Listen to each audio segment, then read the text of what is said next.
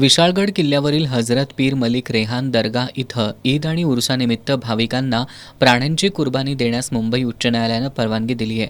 मात्र हा उरूस बेकायदेशीर असून त्यावर सरकारनं बंदी घालावी अशी मागणी हिंदू एकता आंदोलन संघटनेच्या वतीनं करण्यात आली आहे. या मागणीसाठी संघटनेच्या वतीनं आज जिल्हाधिकारी कार्यालयासमोर आंदोलन करण्यात आलं. हा उरूस भरवल्यास शिवभक्त उधळून लावतील असा इशारा संघटनेचे अध्यक्ष नितीन शिंदे यांनी दिलाय. होता कोणत्याही परिस्थितीमध्ये विशाळगडावर उरूस होता कामा नये. अजून 2-3 दिवस आहेत. हायकोर्टात नाही, सुप्रीम कोर्टात जावा, वकिलांची फौज उभा करा.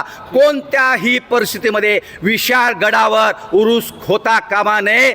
उरूस जर भरवायचा प्रयत्न केला तर शिवभक्त, संतप्त शिवभक्त, या नरवीर बाजीप्रभू देशपांडेंचा, नरवीर फुलाजी प्रभू देशपांडेंच्या बलिदानाचा अपमान करणारा उरूस उधळून लावल्याशिवाय स्वस्थ बसणार नाही असा इशारा या ठिकाणी देतो. कायदा सुव्यवस्थेचा प्रश्न निर्माण व्हायचा नसेल तर कोल्हापूरच्या जिल्हाधिकाऱ्यांनी विशेष दंडाधिकाऱ्याची पावर वापरून कायदा सुव्यवस्थेचं त्या ठिकाणी हे करून या उरसावर बंदी घालावी.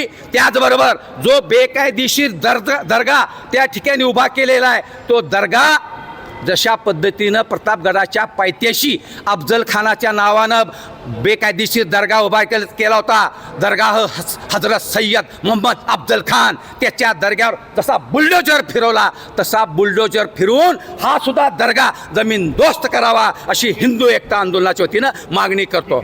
संघटनेच्या वतीनं मागणीचे निवेदन जिल्हा प्रशासनाला देण्यात आलंय.